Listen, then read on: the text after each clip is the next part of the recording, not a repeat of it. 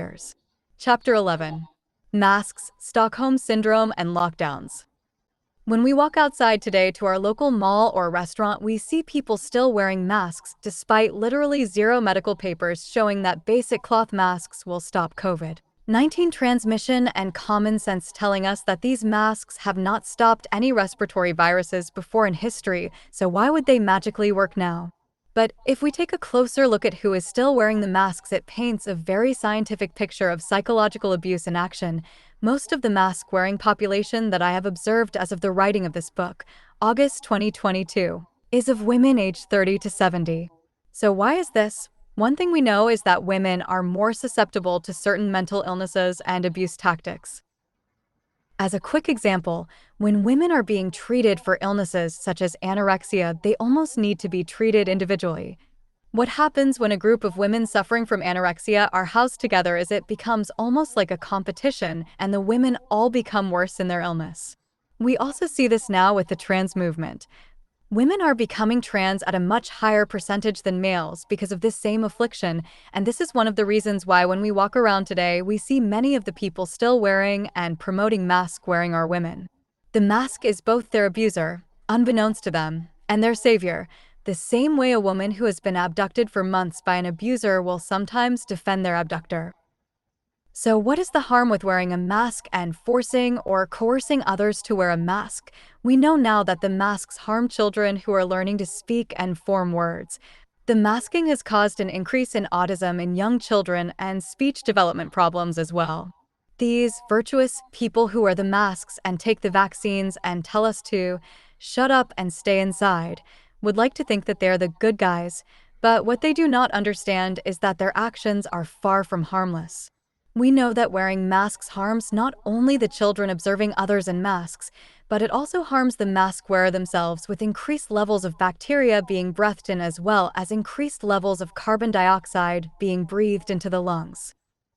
But what many do not know is that masks harm us all on a psychological level. Seeing the human face is very important to the human mind. When people see only masked strangers, it makes people much more likely to judge others in group form as opposed to seeing everyone for their individual characteristics. To put it simply, it is easier for people to see others as less than human or less important when they cannot see their face, and this helps lead to large groups of people willing to agree to outrageous things they normally would never do, as we witnessed in early 2022 when people were so brainwashed that there were large portions of the population who wanted to see the unvaccinated lose their right to attend places like Walmart, as we saw in action in places like Quebec. Now, it is said that 1 in 4 young people has experienced thoughts of self-harm caused by intermittent lockdowns. We have witnessed rising numbers in domestic abuse, alcohol abuse, drug abuse, so of course the lockdowns were not harmless. It was estimated in 2021 that 200,000 small business owners in Canada would have to shut their doors because of the effects of lockdowns on their bottom lines. And again, we have to remember that the Walmarts and McDonald's were allowed to remain open during the pandemic while small businesses were forced to shut their doors, because we all know that COVID-19 will not attack you at Walmart. It would much prefer to attack you at your local mom and pop small business. And when we think about the logic behind this, it is actually totally backwards thinking. Why would we condone people all congregating in one location like a Walmart when we could have people spread out all over town going to numerous stores?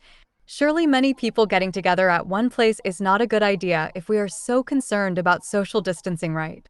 What we do know is that lockdowns caused a transfer of wealth that had never been witnessed in history, with people being forced to shut their businesses and shop only at certain locations. It caused a massive transfer of wealth to the businesses that were allowed to remain open, such as Amazon and Walmart.